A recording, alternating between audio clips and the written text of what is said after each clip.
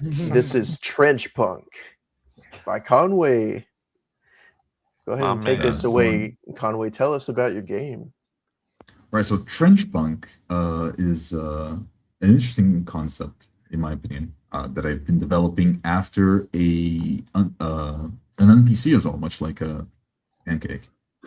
And this was like one of the earlier NPCs. It was really cool back when we were using Easy D6, and it's a concept that never quite left my head. And I would talk to the players that were there, and they also like kept thinking about Trenchpunk. I remember Nicholas drew his character after the game, and Uriah was already like thinking about it. That was really cool. I loved Trenchpunk. Absolutely fun concept. And the session was really great, so I knew I had to do something with it afterwards. I wanted to in a way write a little bit about the setting that we came up with on the spot, and I think that shows you the strength of the NPC, right? A lot of things that you never would have done can be done through NPC. That's at least 2 whole games that came from it so far. Yeah. I think it's good because you can never do it as well as you want to do it, so it forces you to think about it later. Yeah, and it gives you a deadline because we're playing today, right? I don't think Trenchpunk would have Trenchpunk the article would have manifested put out for a deadline either, right? Right. But okay. So let's talk Trenchpunk. I think that the shorthand I came up with is Conan, but with trenches. I just didn't put it there because Conan is not yet in the public domain, right? Right. So years. Yeah. yeah. So I have been much like you, Pancake. I'm completely useless when it comes to art, but I've been lucky because Trenchpunk. I mean, no one from the First War is alive anymore, and everything has fallen into public domain, so I can just use it a lot of this art here, and you can really see the like aesthetic that I've been trying to build with Trenchpunk. I am a little bit of a hypocrite because I tend to dislike projects that rely on aesthetic, but I do think that Trenchpunk relies on aesthetic, unfortunately. It helps it a lot. It helps it a lot, yeah. Now, I'm not an artist. I did some doodle drawings in the corner, in like the margins of the pages here. Sort of like the kind of things that you would do as a kid with like your textbook. And I really think that passes the setting rather well because, you know, that's what I imagine an educated soldier would do in the universe of Trenchpunk. Well, you don't even have to imagine it. Like, that was the first thing that stood out to me is I was like, that's trench art. Like, you can see artwork like that. Like, if you know Kilroy was here, you know, that is a doodle. It's on everything, and that comes from soldiers. No one's sure of the exact origin, but it's trench art. So, I would have loved to put actual trench art in Trenchpunk because it's one of the things I googled around. There's some beautiful artworks where like it's a spent artillery shell, and like they painstakingly done little divots on it until it like shows across. It's like the most beautiful thing. I wish I could have put it in the book, but I couldn't find like period photography of it. That would be public domain, right? So the concept of Trenchpunk is that the First World War just never ended, and people have been stagnant in their trenches for hundreds of years. No one even knows anymore. And it just evolved into tribal warfare. And this is the aspect that we really narrowed in on in that NPC that we played. It is the idea that you are soldiers, you're descendants of soldiers, but you are like so far gone and society has devolved into post-apocalyptic nonsense that it's more like you are like a tribal living in an island while two other island nations fight, right? So like imagine being in the jungle. There's like two modern industrial age armies fighting and you're just stuck between the two of them. That's what Trenchpunk is. And if you go up one page, you can see like the factions that I wrote. So you have like the trenchmen, which are the actual people that live in the few remaining trenches, but you also have the nomads and the others. The others are like the other people from the other side of the trench that speak a different language. Long ago, all books in their language were burned, and everyone that spoke it were hanged, most likely. So you no longer are even able to speak to your enemy, which is interesting. But you actually, in Trenchpunk, you don't even spend your time fighting them. Trenchpunk is spent fighting your fellow Trenchmen, people that were once allies of you, right? Because Trenchpunk is, like I said, Conan. It is almost pseudo-tribal / medieval, wherein like you become a warrior king by uniting all trenches like under one banner and becoming like a faction leader. And this is one of the things that I wanted to do with Trenchpunk because the First World War is remembered as a great tragedy, and of course it was. But there's also like every single person that, like, if you read what they thought of what the war would be, like they spoke of glory, and you can see like this is an anti-war propaganda poster that I put in my document, and you can really see there how there is like this almost like this melancholic like separation of like the glory that you can get in war and like all the carnage that it brings. That is one of the themes that I wanted to bring. That maybe is there glory in war, right? Because I don't think anyone would badmouth the great heroes in war, right? People that save other people. That is another aspect that is really interesting to look at in Trenchpunk. I will stop monologuing now. I love to. Yeah. I was enjoying listening.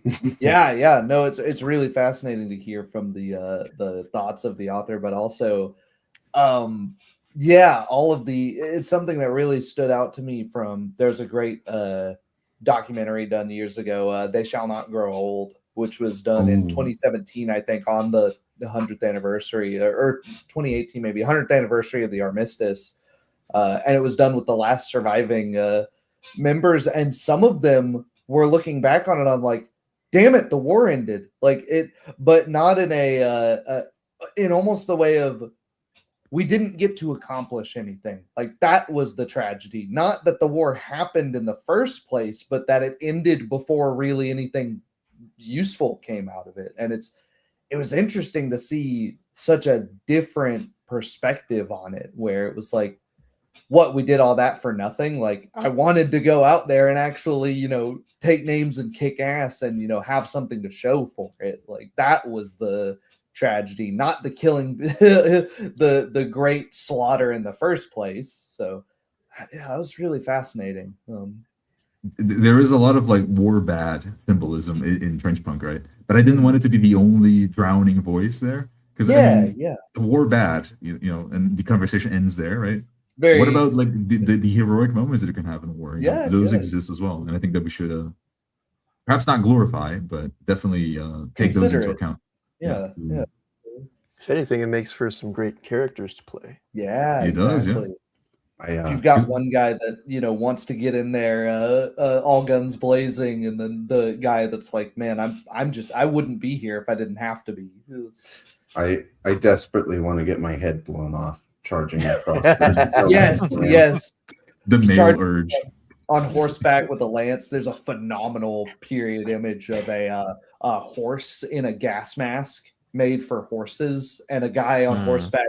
He's in gas mask with a lance and a bag full of grenades, and you're like, this is one, horrifying. Two, what an interesting period of like technological development, where we're still seeing like medieval light cavalry charges, but also cannons and machine gun nest techniques that would be used to the modern day. It's got to be the most metal period in history. Definitely, yeah. Ooh, I tried to sneak a remembrance poppy in my document, but I didn't find any from the period either, unfortunately. I would have loved to have done so. Yeah. Commemoration, respect to the Australians and all of the other minor nations that are so easily forgotten about for their part in both great wars. That's one of the things I did in this document, is that I didn't even say where you're from, right? Yeah. There is no, you're an old British regiment. Oh, no, you're an old German regiment. No. That's so cool. You don't really even know who you are. It's not specified. Yeah. Like, you're just from the trench you're born into. Yeah. Those are gone.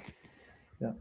And it's even stated that it doesn't even matter anymore if you're from the Rhine or if you're from the cliffs of Dover, right? Those are old concepts. They don't exist anymore. Nations don't exist anymore. It's all part of the tribe and trench, right? I'm immediately thinking of like tribes falling into like naming conventions of like, oh, those are the 30 cals, because that's the ammo there that's interchangeable with their rifles. Over there, that's the 8 mils. That's they don't even think about uniform, maybe mismatched uniforms, and like, oh, the uniform doesn't matter. What rifle do you use? What ammo does it take? Yeah, I love the factions in here. You got the trenchmen, nomads, the mudmen. Those are super cool. Yeah. I like how it's like the mudmen aren't even people anymore. The or at Nunmen, least they aren't seen that way. the mudmen are described as undesirables. They're kind of like the lowest caste because they don't even have trenches anymore. And the way I Yeah. described it is not having a trench is not having honor, because the trench is like a, and I borrowed from the Greeks here, where like having your city state, having your state, your patria, which is where your fathers lived, it gives you honor, right? And it's the same idea with the mudmen. The mudmen, they don't have a trench anymore, so they don't have honor. They're tribals that don't have a trench, and because of this, they're caked in mud always, which is pretty interesting. One of the things that I really wanted to do is I wanted to specify like how we would roleplay in this setting. So like right back in that page with the nomads and everything else, it tells you like how do you actually roleplay a trenchman. It's like it's a whole role-playing a trenchman, right? So that is what this book like narrows in on, right? And I really think that helps you like get your mind on it, even if it's just like a few different points that you want to explore, and that's really cool. These are really good, yeah. I know when I was reading it, I was picturing like this tight-knit group of soldiers who mostly fight for each other rather than whatever the heck they're being ordered to do or whatever, you know. And like I could see this being a great setting to explore personal relationships between the different characters. Of like, would I jump on a grenade for that guy? You know. Yeah, that is kind of what it devolved into, right? And that's really interesting. Because you have your captain of your unit, but a captain is not really like a military rank anymore. It's an inherited title, kind of like a feudal lord, right? He's the captain. That's so cool. He's a captain. Yeah. And I like this idea of like it becoming inherited, because then like it's like I said, a lot of it has to do with honor. So building on the honor of your ancestors is really interesting in that aspect. It almost becomes religious in a way. Like there's just a deep respect for honor and people above you and things. And I also like how like it seems like anyone else out there is like unknown and alien, that kind of thing. Yeah, they're just called the others. Like no other word for it. Yeah. Then you also have the nomads, which are pretty weird, because the nomads are like they speak your language, but they're not part of you. They're called nomads because they actually have supply lines and logistics and horses and trucks, because they're the people who actually still are, quote unquote, the still surviving nation, right? And they just treat you as savages, like, because to a certain extent you're getting in the way of them fighting a war. Right, we're having a war over here, man. Like that's the logistics thing is so interesting to me, because it makes me immediately go like, man, I want to go track down the people who are still working in the oil fields. I want to like, who is supplying all of this, right? Because there's got to be an ammo factory somewhere. There's got to be. Yeah, my mind went immediately to like, you have the nomads, but are they? How much of this war is actually still happening? Right? Is there like a secret society behind the lines that's like, oh, thank God, they're still willing to fight, and in fact, they've forgotten all about us under the table. I love This is like Conan in more ways than one, because if you go to the page with the weapons, right, like you see the weapon price. Oh, okay. The currency in this is brass, like spent brass cases. Yeah, spent brass. That's not something you can easily make, right? But if you go to the costs of these weapons, like in the list below, right, you will start seeing weapons started being cost like brass, slaves, and then like you go read the document and you realize that the nomads, they're only really interested with the trenchmen to basically buy slaves off of them to work in industrial cities, right? So like it's all like tied into the world, which I think is pretty interesting.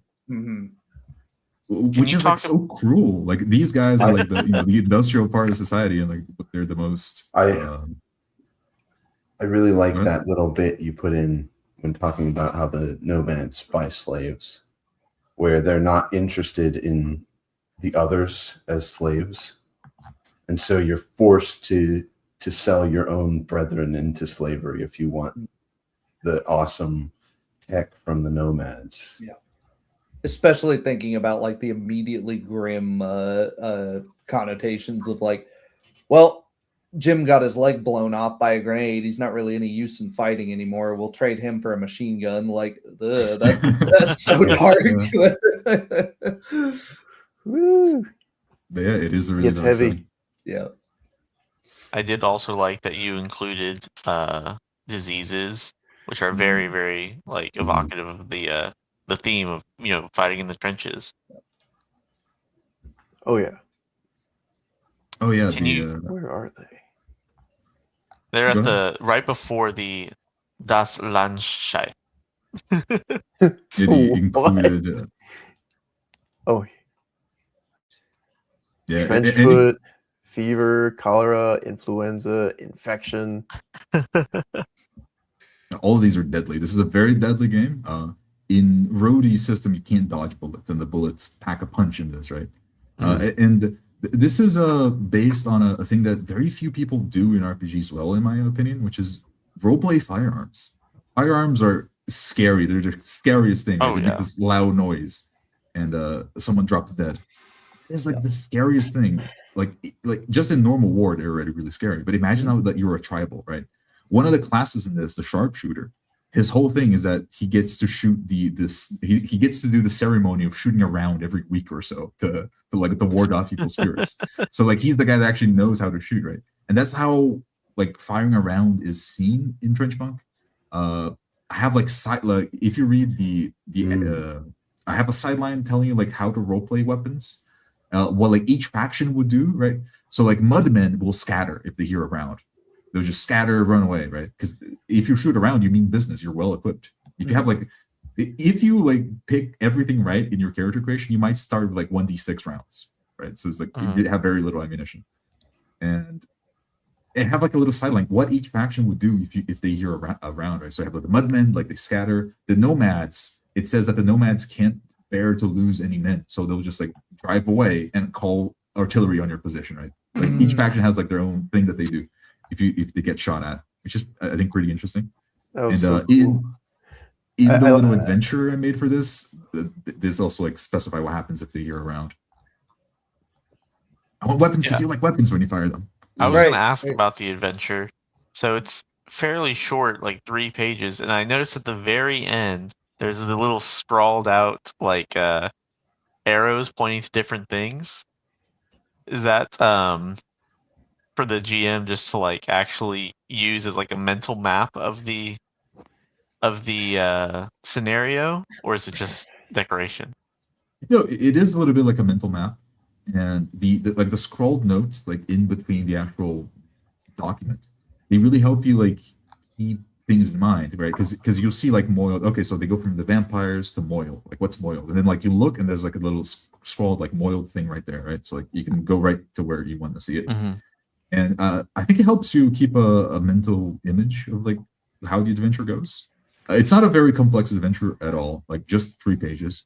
And most of this is telling you what each character wants out of a scene, right? So I don't just like tell you, oh, there's a Mudman attack. I don't just tell you, oh, 3 Mudmen show up, right? I tell you what the Mudmen want, how they would react if they're shot at, like how they will try to get what they want, right? And Moyle is a character that I wrote into this, and he's a pretty cool character. Like if you read his little section, because he's not really an ally, he's not really an enemy of the players. It's pretty interesting. At least I would like to think it's interesting. And I enjoyed what I read of it. I was skimming it. I think that it's good to have like a solid example of like how this is how you would structure an adventure like in this setting, right? I think that helps you quite a bit. Is it can really feel vague if you just read it, but like if it all comes together later on, it helps, I think. Yeah. Also, it helps to give like some of what the author's intention was, right? Because it can be easy to get all the different pieces and then come up with something totally different, which is cool, but also can give somebody the wrong idea.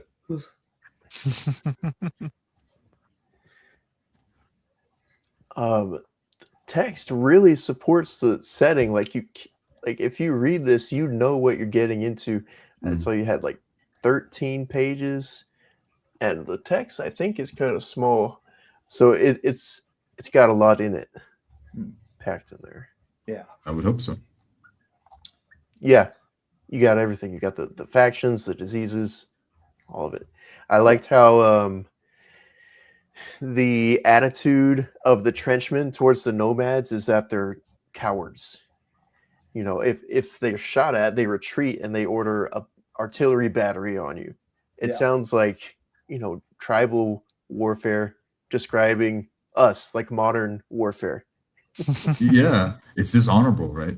Yeah. And I think I remember reading a Zulu opinion on like the British soldiers, right? And they believe that the British soldiers were individually courageous, but their officers were cowards that didn't want battle, right?